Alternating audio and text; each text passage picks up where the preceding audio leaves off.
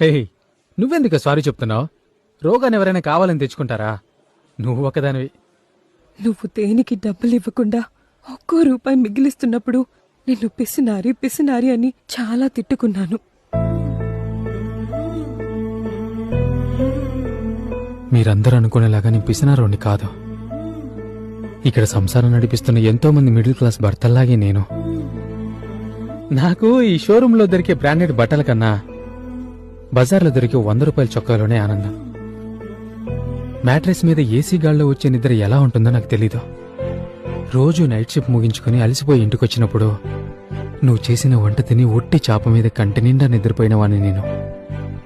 Bore కొట్టినప్పుడు ఏదో దేశానికి ఫ్లైట్లో వెళ్లి స్టేటస్ పెట్టే కలలేవి నేనెప్పుడూ కననేలేదు. పండక్కి పల్లె వెలుగు బస్సులో నీ పక్కన కూర్చొని ఎప్పుడో ఒకసారి ఊరికి వెళ్ళొచ్చే దాంట్లోనే ఆనందపడే చిన్న బతుకునాదే. ఆ గూడు ఇవ్వాలో రేపో విచేయాలంటే ఏదో ఒక ఎదురుగాలికి అది కొంచెం కూడా జరగకుండా ఇంకా ఎంతైనా కష్టపడి ఇలాగే గట్టిగా నించుంటానే.